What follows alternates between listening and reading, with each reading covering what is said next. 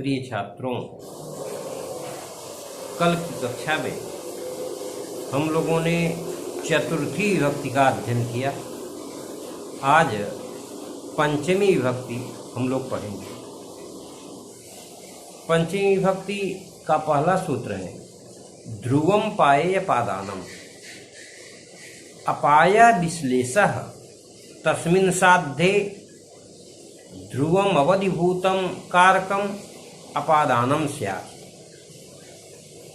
कहा कि अपाय विश्लेषः, अपाय का अर्थ है अलग होना।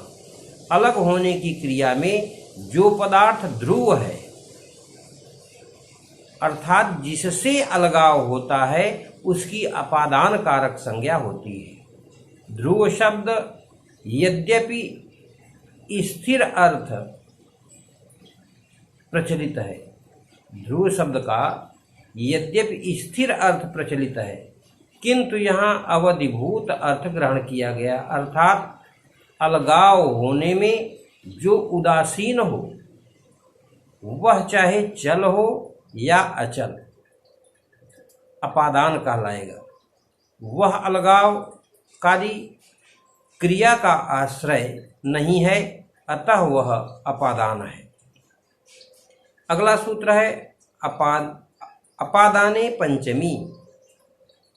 अनभिहित अपादान कारक में पंचमी विभक्ति का प्रयोग होता है।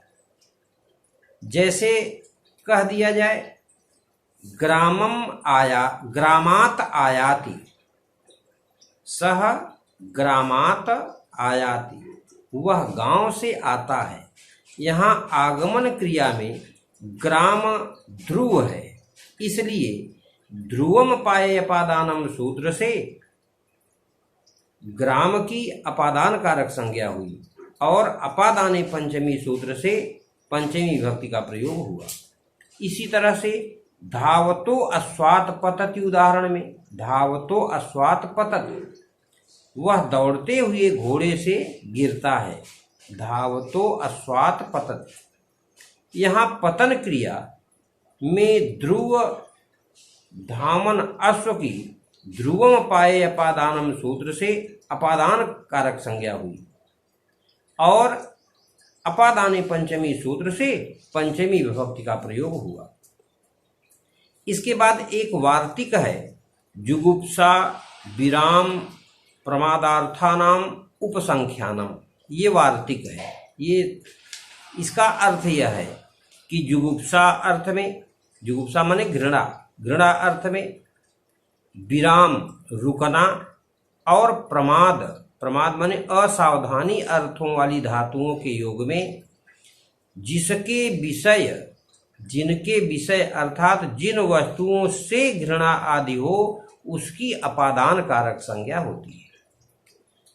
जैसे पापात जुगुप्सते, इस उदाहरण में जुगुप्सार्थक गुप धातु का विषय है पाप, इसलिए जुगुप्सा विराम प्रमाद्यर्थानाम या जुगुप्सा विराम प्रमादार्थानाम उपसंख्यानम वार्तिक से इसमें पंचमी विभक्ति का प्रयोग हुआ या इसकी अपादान संज्ञा पहले होगी और अपादाने पंचमी सूत्र से पंचमी विभक्ति का प्रयोग होगा। फिर से दूसरा उदाहरण है पापात विरमति, वह पाप से दूर होता है। धर्मात प्रमाद्यति, वह धर्म से भूल करता है। इस तरह का उदाहरण इसमें देखा जाएगा। अगला सूत्र है भीत्रार्थानाम भय हेतु। भयार्थानाम त्राणार्थानाम च प्रयोगे हेतु उपादानम स्यात्। भय और त्राण अर्थों वाली धातुओं के योग में भय के कारण अर्थात जिससे भय लगता है उसकी अपादान कारक संज्ञा होती है और जिसकी अपादान कारक संज्ञा होगी उसमें पंचमी विभक्ति का प्रयोग होगा। जैसे चोरात बिभेति, वह चोर से डरता है। यहाँ भी धातु के योग में चोर का भय हेतु है, इसलिए भीत्रार्थानाम भय हेतु सूत्र से उसकी अपादान संज्ञा हुई, चोर की अपादान संज्ञा हुई, और अपादाने पंचमी सूत्र से उसमें पंचमी विभक्ति का प्रयोग हुआ। इस सूत्र में एक विचारणीय प्रश्न है कि भय हेतु पद का प्रयोग क्यों किया। इसलिए किया है कि भय के कारण की ही अपादान संज्ञा हो, अन्य की नहीं। जैसे अरण्ये बिभेति त्रायते वा, वह वन से डरता है अथवा रक्षा करता है।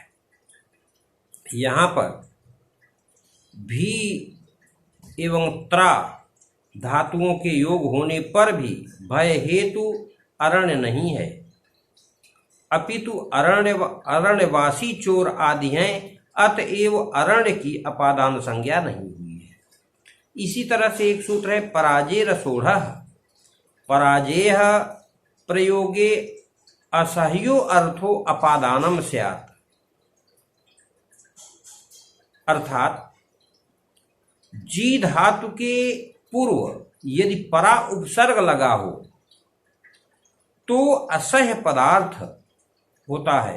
तो जो असह्य पदार्थ होता है, यदि जी धातु के पूर्व परा उपसर्ग लगा हो तो जो असह्य पदार्थ होता है उसकी अपादान संज्ञा होती है। जैसे अध्ययनात् पराजयते, वह अध्ययन से भागता है। यहाँ पर परा उपसर्ग पूर्वक जी धातु जो अकर्मक है के प्रयोग में कर्ता अध्ययन को सहन नहीं कर पा रहा है, इसलिए पराजेरसोढ़ सूत्र से अध्ययन की अपादान कारक संज्ञा हुई और अपादाने पंचमी सूत्र से पंचमी विभक्ति का प्रयोग हुआ। इस सूत्र में असोढ़ क्यों कहा?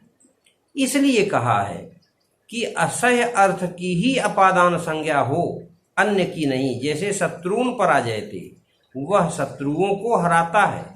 इस उदाहरण में शत्रु के अविभवनीय होने के कारण उसकी अपादान संज्ञा नहीं होगी। शेष अगली कक्षा में आपको पढ़ाया जाएगा।